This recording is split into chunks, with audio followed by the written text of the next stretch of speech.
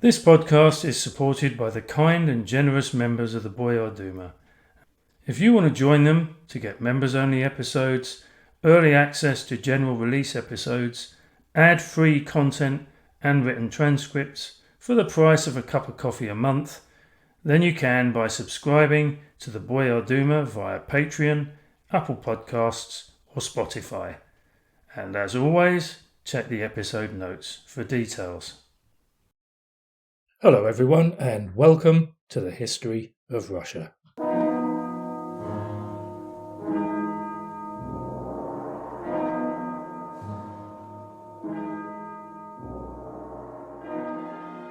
As usual, I'm Damon and this is episode 70, State of Empire, State of Mind.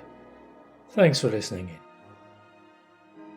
So last time out we covered young Sophie's trip to Russia, her meetings with the Empress Elizabeth and her future husband, the heir to the Russian throne, Peter Fyodorovich, and the ongoing Prussian and French intrigues against Bestujev.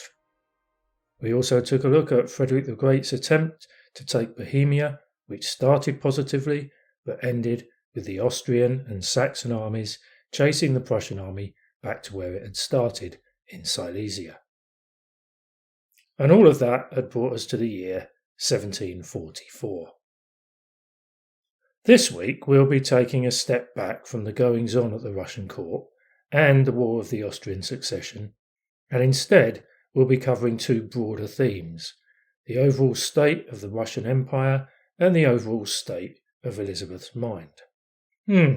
Fair enough, Damon, but why? Why interrupt the chronological narrative now, just when it's getting really interesting? Oh, thanks. Well, for two reasons, really. Firstly, I think it's important to look at what else was going on in Russia, away from the court intrigue and war.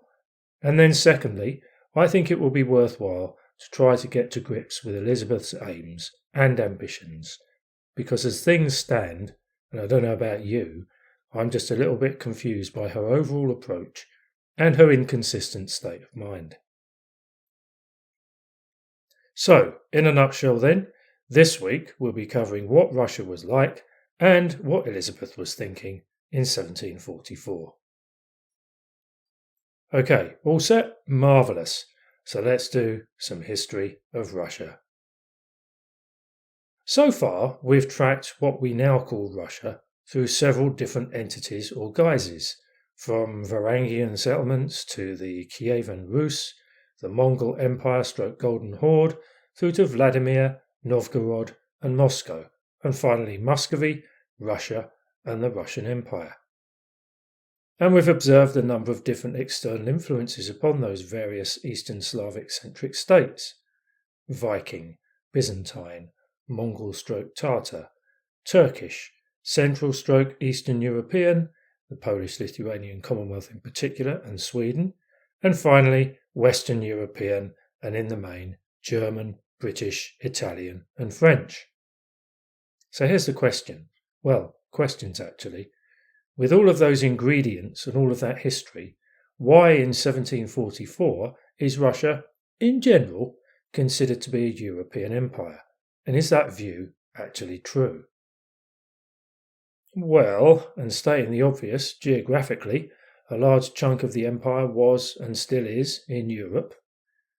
The Russian Slavs were and are predominantly a Christian European people speaking an Indo-European language. Russia was part of the continent-wide diplomatic order, and its system of government was pretty similar to those that were in place in most of the other European states. A rich elite called the shots, and the poor doffed their caps and did as they were told. They wore European-style clothing, well, certainly those at the top did, and if you look at the portraits from the time, it would be hard to tell the difference between a Russian prince, a French count, an Austrian duke, or a British lord. The Russian army used European weapons and European tactics and commanders, and the Russian army sailed in European-style ships. From Peter the Great's time onwards, steps had been taken in line with European practices to start to improve Russia's standing within the fields of industry, education and science, and many European experts had been invited to come and work and live in Russia. But look closer, or perhaps take a look from a different angle or from a different perspective, and the view becomes less clear and less mainstream European. Since the time of Ivan the Awesome or Terrible in the 16th century, Russia had been expanding eastwards at a rate of knots, so that now in 1744 most of Russia's territory was located east of the Urals, in Siberia and the Far East, and later in the 18th century its territorial holdings would also, for a while, include Alaska. Whilst its system of government looked to all intents and purposes European, it was in fact one of the continent's last true remaining autocracies. The Tsar or the Empress could do pretty much what they wanted, when they wanted, with no real system of checks or balances.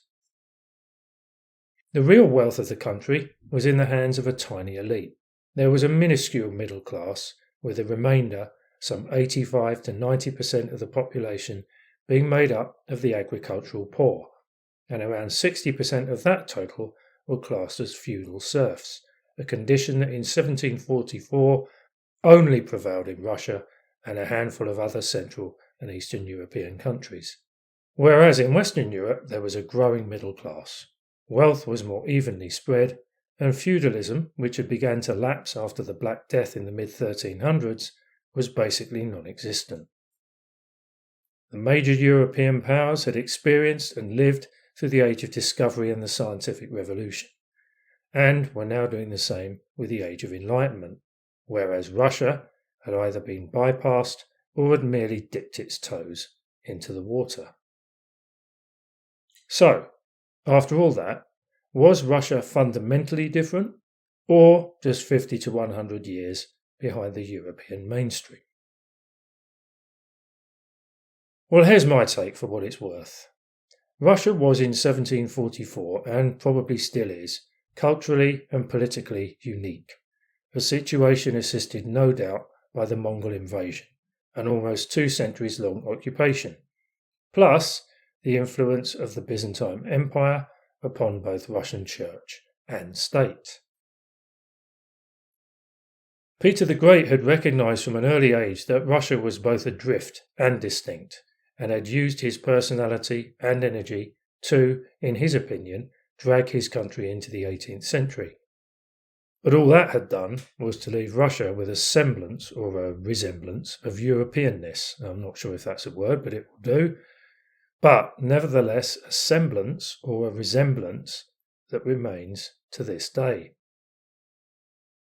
Then in the 20 years between Peter's death and 1744, the subsequent rulers of Russia, Catherine I, Peter II, Menshikov, and the 2 Annas, hadn't really known how to take things forward with confidence.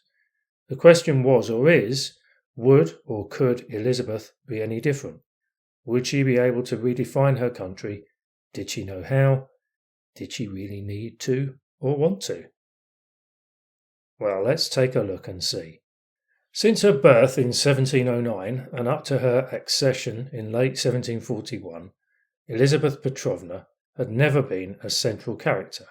Important, yes, and clever, with a glint in her eye, but strictly a member of the supporting cast. And that was partly due to the fact that she was a woman, and partly due to the fact that she had been born prior to the official public marriage between her mother and father. And as a member of the cast, she watched as others took the limelight as she was passed over, even resorting to at one point the "I wouldn't have been ready" explanation or excuse when Anna Ivanovna got the top job. But during those 15 years in the background, she'd smiled a lot, she'd listened, she'd nodded and agreed, and she'd survived, whilst at the same time she slowly and carefully built a support network so that if and when the time came, she would be ready. And as we know, in December 1741, when Elizabeth was 31, that moment had arrived, and with her father's Preobrazhenskoye guards and a few loyal followers, she successfully seized power via a coup d'etat. Now everything would change. Now she would be the star of her own show. So, what kind of empress would she be, and what was first and foremost on her mind? So, what kind of empress would she be, and what was first and foremost on her mind?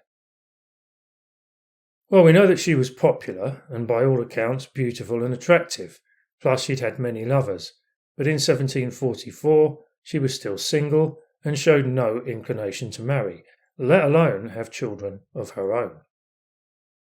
And yet, intriguingly, we don't fully understand why. She had almost been married to Johanna's brother, Charles Augustus, but he'd died of smallpox back in 1727, just days before the planned wedding.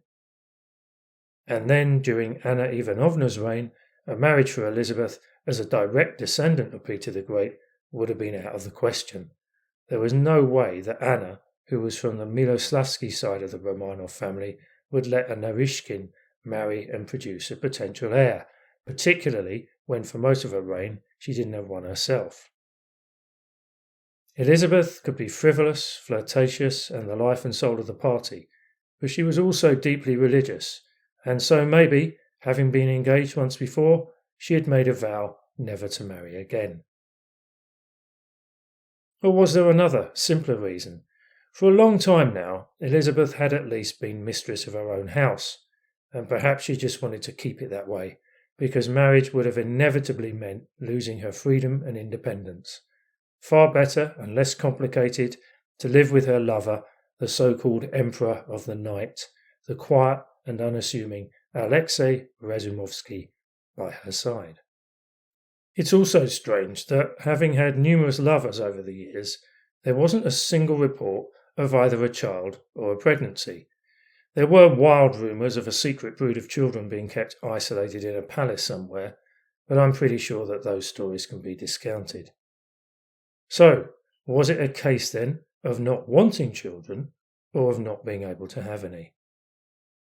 Well, we don't know the real reasons behind any of this, and I'm not going to endlessly speculate, but having seized power, Elizabeth meant to keep it, and so if there was to be no husband and no children, then priority number one was to get young Peter over to Russia and set him up under her control as a designated heir, whilst at the same time making sure that the Brunswicks and young Ivan were kept out of the picture. There were two further items of equal importance. First off, like many who had seized power by force, she was absolutely petrified that someday somebody else would do the same to her. Elizabeth's solution to this perceived threat was to A. keep a close personal eye and a firm grip on the nobility, particularly those who were close to the throne. B. Keep Ushakov and his secret police busy watching and listening to everyone else. And C. Keep on the move and never settle into a recognised routine. Night times were the worst, as this was usually when prospective plotters struck. Well, in her experience they did, and so Elizabeth constantly changed her sleeping arrangements, sometimes announcing at the last minute that she was moving to a different palace or getting the builders and decorators in to reshape an entire suite of rooms. And so, subsequently, she developed into something of a paranoid insomniac who was suspicious of everyone, no matter how safe she appeared to be. And then secondly, the Empress was determined as much as she could to keep Russia out of any unnecessary wars and conflicts. And again, this was for a number of reasons. One, you could never quite tell how effective the Russian army was going to be. Two, the inevitable human impact. And three, and perhaps the most important, the financial costs involved. Because in 1741, Russia's economy was in a parlous state. It's reckoned that there was a 5 million ruble hole in the state's finances, which, upon further investigation, was discovered to be down to that old chestnut, the non-collection of due taxes. And so, as an immediate step to stem the bleeding, Civil servant and army pay was reduced, never a popular move, and then the taxation system was amended to bring a further 1.5 million people into the loop. And it was mainly the lack of money that explains Elizabeth's reluctance to get further involved in the murk of the War of the Austrian Succession. Up until 1744, Russia's only participation had been with the War of the Hats against Sweden, and even that had been a conflict which Elizabeth had inherited. Now, she hadn't simply stood up and proclaimed to the Austrians, the French and the Prussians, etc., "I can't get involved, my army is unpredictable, I haven't got any money, and anyway the human cost would be too great." Of course not. But what she did instead was call on two subtler weapons: prevarication and obfuscation. The prevarication bit was easy and simply involved Elizabeth taking as long as she possibly could to make any kind of decision, whilst she hoped and prayed for something else to turn up, which would make the original issue go away. Obfuscation, or the deliberate obscuring of events, involved a delicate balancing act which no one, not even her closest advisers, completely understood. Was she anti-French and or anti-Prussian or pro-Austrian? Who really knew? Did she even know herself? So in retrospect then, in the first few years of her reign, Elizabeth's mindset was underpinned by fear and insecurity, and it's that frame of mind that had driven her initial set of actions and policies. But it wasn't all fear, insecurity, prevarication and obfuscation. There were three other areas which any ruler worth his or her salt needed to address: the overall themes for the reign, domestic policy, and then last but by no means least, putting on a show. So in Elizabeth's mind, the key themes were going to be a continuation of her father's reforms and pro-Western approach, and her own version of the Enlightenment, but all would have a more Russian flavour. We'll be checking in on her progress with these as her reign progresses, and again at the end. However, the Empress had signified her intentions via a couple of changes made prior to 1744, the effective abolition of the death penalty and the restoration of the Senate. So we need to bear in mind here that though her intention was not to use capital punishment, all kinds of barbaric punishments, knoutings, brandings, hard labour in Siberia, and as we've already witnessed, the removal of vocal body parts, continued unabated. Still, most countries in Europe did the same, and none of them had, as of yet, got rid of the death penalty. The Russian Senate effectively replaced Anna Ivanovna's cabinet system of government, and was meant to A. signify a return to the good old days of Peter the Great, and B. introduce a more consensual form of policy and decision-making, particularly in the field of domestic affairs. The only problems were that Elizabeth, if you could get her to stop prevaricating, held effective power of veto. Plus, she only really dealt with those at the top of the tree: Bestuzhev, Lestok, Vorontsov, the Razumovskis, and three new kids on the block, the Shuvalovs, who we'll get to meet soon. Having said all of that, later in Elizabeth's reign there would be some Senate-driven fundamental and far-reaching educational reforms which would benefit every social class in Russia, except one, of course, the serfs. Like all of her predecessors, Elizabeth either privately knew the system of serfdom was wrong, or, and this is more likely, she didn't really spend too much time thinking about it. Publicly, however, she knew that controlling and maintaining the system kept the nobility happy, and so during her reign there was very little in the way of enlightened thinking that impacted the serfs. It was made illegal to punish serfs via the death penalty or use of the knout, but there was hardly any checking to see if these laws were obeyed, and the vast majority of landowners continued to treat their serfs as and how they wanted. The one thing that Elizabeth really enjoyed and excelled at was anything that involved getting her glad rags on and putting on a show. She loved music, danced well, Plus, she got to order everyone else around, particularly when it came to who could wear what, particularly when she decided to hold one of her notorious metamorphosis balls, where all of the court ladies dressed as men and vice versa.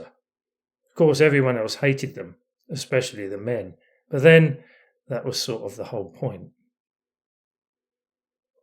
So we've built up a picture of the Empress Elizabeth's character and mindset, a character and mindset best depicted, I think, by the Russian historian Vasily Kryuchevsky, who described her somewhat patronizingly, but I think it really hits the mark, as a clever and kind but disordered and willful madam.